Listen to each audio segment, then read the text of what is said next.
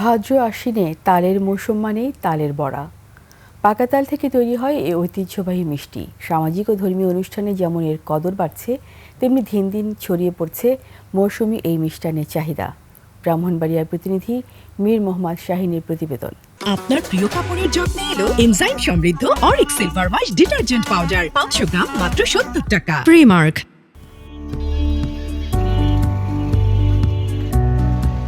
গরম তেলে ভেজে এরপর চিনির শিরায় ভিজিয়ে পাকা তাল থেকে এভাবেই তৈরি হচ্ছে ব্রাহ্মণবাড়িয়ার ঐতিহ্যবাহী মিষ্টান্ন তালের বড়া।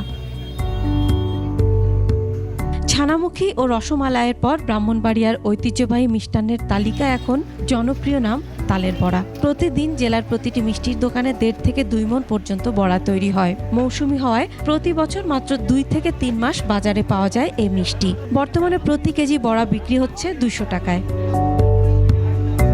গাজীপুর, নরসিংদী, ঘোড়াশাল সহ বিভিন্ন এলাকা থেকে আনা পাকা তাল দিয়েই তৈরি হচ্ছে এই মিষ্টি। জেলার দোকানগুলোতে ক্রেতাদের ভিড় প্রমাণ করছে দিন দিন বাড়ছে এর জনপ্রিয়তা।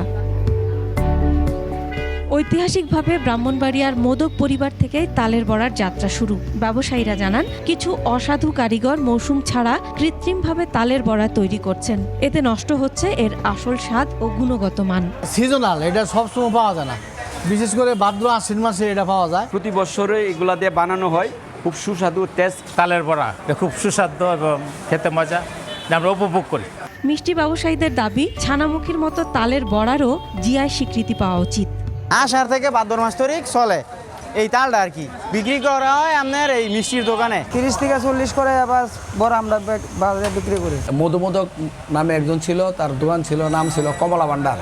বর্তমান মহাদেব পাড়ের সাথে যে জগদ্ধাত্রী মিশ্রণ ভান্ডার, এই দোকানটা ছিল ওনার। উনি প্রথম তালে বড়া ব্রাহ্মণবাড়িয়ার সমস্ত বাংলাদেশের মধ্যে প্রথমেই বানা।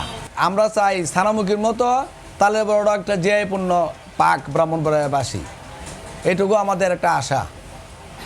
তালের বড়ার মাধ্যমে আন্তর্জাতিক বাজারে ব্রাহ্মণবাড়িয়ার পরিচিতি আরও সমৃদ্ধ হবে এমন আশা সংশ্লিষ্টদের।